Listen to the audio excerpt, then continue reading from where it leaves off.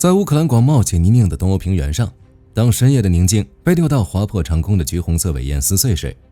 前方的俄军后勤主官们知道，他们最恐惧的海马斯事件又到了。这款原本为了冷战末期快速部署而设计的轻型火箭炮，在21世纪的数字化战场上，意外地完成了一次从战术支援武器到战略改变者的封神之路。它不仅仅是一款武器，更是一场军事革命的物化载体。它宣告了一个时代的结束，那个依靠成千上万枚炮弹实施面积覆盖的钢铁消耗时代结束了，同时开启了一个新时代，100公里外数秒之内实施数字化外科手术室打击的定点清除时代。今天火力军将带大家进入海马斯的内部世界，从螺栓到电路，从乌克兰的血战到未来的全球布局，硬核拆解这款让现代陆军战力的数字化幽灵。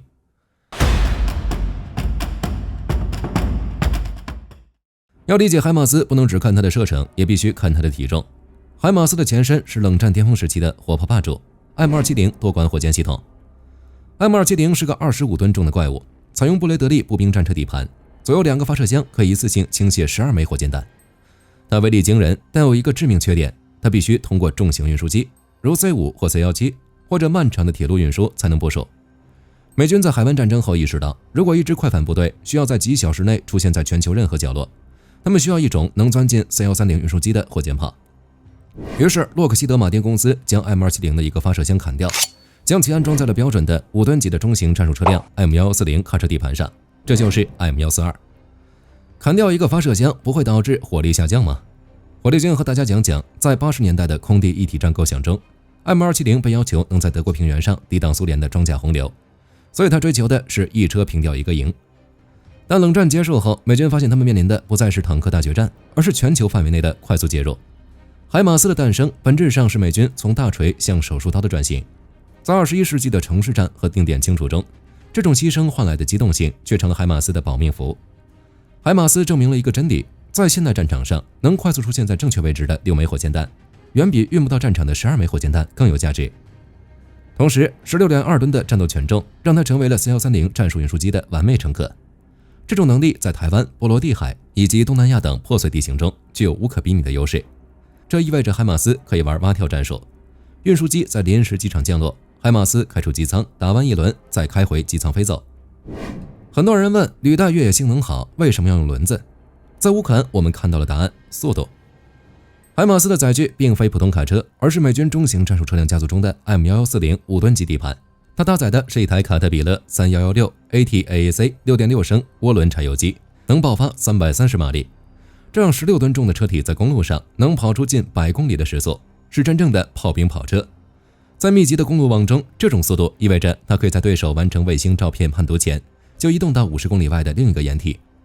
更重要的是，在普通高速公路上，一辆高速奔驰的海马斯在雷达红外特征和外形上与一辆民用厢式物流卡车非常接近。这种视觉与热信号伪装是沉重、噪音巨大的履带车辆永远无法实现的。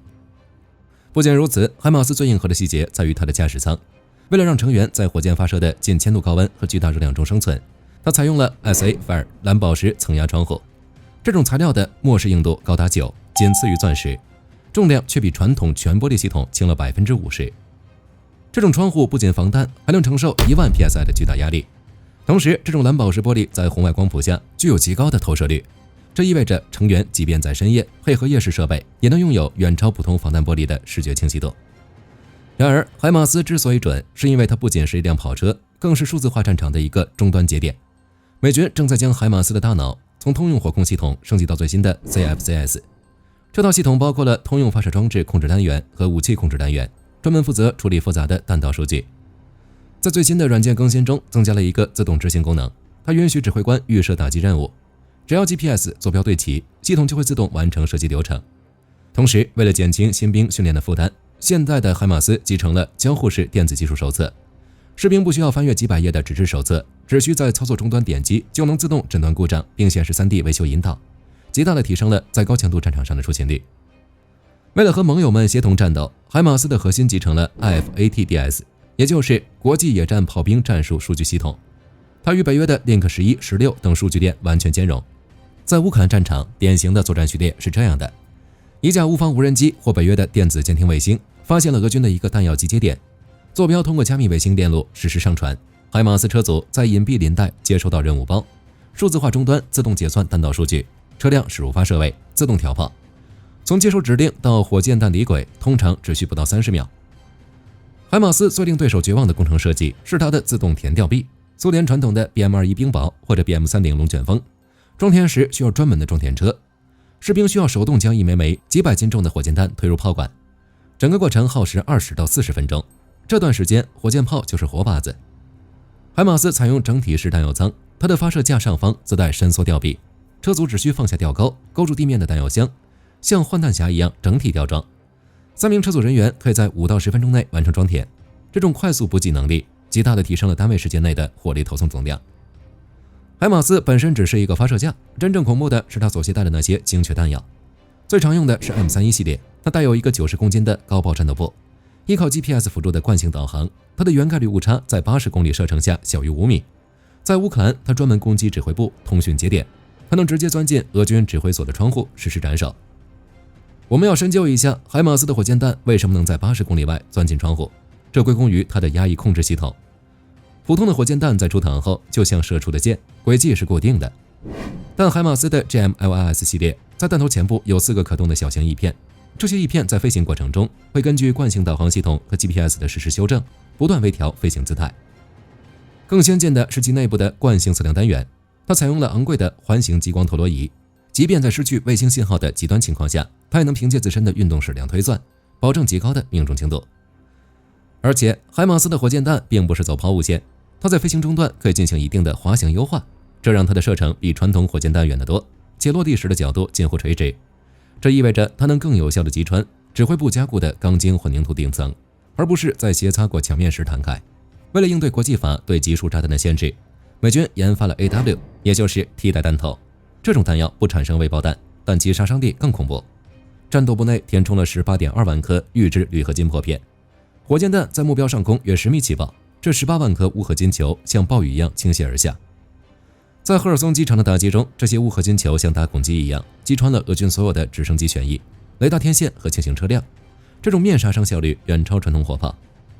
最后就是 ATACMS 陆军战术导弹，单枚占据整个发射箱，射程300公里，它是海马斯的大杀器。在乌克兰，它被用来摧毁克里米亚深处的机场和补给。对于防守方而言， ATACMS 的存在意味着对手的补给线必须从海岸线向后撤300公里，这直接摧毁了对手的后勤效率。2022年夏季，海马斯的出现标志着战争进入了第2阶段。俄军在战争初期的优势在于大炮兵主义，他们依靠铁路网将数以万吨计的炮弹运往前线。乌军海马斯到场后，并没有去打前线的坦克，而是实施了切断大动脉的手术，点名弹药库。在前3个月，海马斯摧毁了俄军超过50个大型战役级弹药库。俄军前线的火炮密度骤降，由于俄军高度依赖铁路运输，海马斯通过摧毁火车站附近的装卸点，迫使俄军卡车必须从更远的地方运送炮弹，这导致了俄军后勤失血。除了后勤物资，乌克兰还得用海马斯对俄罗斯的基础设施进行了打击，这就是瘫痪安东诺夫大桥的行动。这是世界军事史上第一次用远程火箭炮对大桥进行外科手术。如果使用传统炮兵，可能需要发射几千枚炮弹，且大半会落在水里。如果使用空军，则面临强悍的防空火网。乌军利用海马斯在几周内持续打击桥面的固定坐标，他们并没有试图炸塌桥墩，而是在桥面上精确地钻洞。桥梁结构虽然依然挺立，但路面强度无法承受重型坦克和满载卡车。这种打法迫使数万俄军精锐在重型装备无法撤离的情况下，只能放弃赫尔松市实施战略撤退。俄罗斯国防部在简报中经常宣称摧毁了海马斯，但往往拿不出残骸证据，甚至他们宣传摧毁的数量远远高于美国援助乌克兰的数量。这倒也不一定就是俄罗斯虚报战果，很有可能是乌克兰人玩了一手极高明的幻影战争。他们使用木头和废弃金属制作了大量高仿真的海马斯诱饵车。俄军为了消灭这些木头车，发射单价几百万美元的口径巡航导弹。这种成本上的不对称性不仅消耗了俄军的精密弹药，更让真正的海马斯在英勇中获得了绝对安全。都说求人不如求己，海马斯在乌克兰的封神不仅仅靠美国车，还靠一套被誉为战场 Uber 的乌克兰国产数字化指挥系统 GIS ARTA。 以前的炮兵请求支援需要经过连、营、团的层层审批，传图传坐标可能要半小时，而在乌克兰，前线的无人机飞行员或侦察兵在平板电脑上点一下目标坐标，这个需求会通过星链直接发送给离目标最近的海马斯车组。这种去中心化的指挥架构让海马斯的火控系统发挥出了120%的潜力。每一个海马斯小队都是一个独立的狩猎者，他们不需要等待上级的冗长命令，只要弹药补给车在附近，他们就能在整条战线上进行随机的高频率的闪电打击。这种将传感器与射击手直接挂钩的传感器到射手闭环，才是俄军后勤主官们真正的噩梦。2023年后，媒体爆出海马斯的精度下降，这涉及到了现代战争中最隐秘的领域——电子战。俄罗斯部署了强大的 R330ZH 等干扰系统，通过发射大功率噪声，覆盖 GPS 民用和军用频率。火箭弹在飞行的中段丢失卫星修正。虽然海马斯有惯性导航，但惯性导航会随时间产生偏移。在80公里的距离上，如果没有 GPS 修正，误差可能从几米扩大到几十米。为了应对干扰，美军迅速为海马斯整合了 DIGAR， 也就是数字化 GPS 抗干扰接收机。这种系统不再是一个全向接收信号的蘑菇头，它能通过复杂的算法屏蔽掉来自地面的干扰源方向，只接收来自头顶卫星的微弱信号。这种像降噪耳机一样的技术，让海马斯在电子干扰的噪声中依然能听到卫星的指令。海马斯并没有止步于目前的表现，它正处于一次破茧成蝶的进化前夜。PRSM 精确打击导弹，这是目前陆军装备皇冠上的明珠。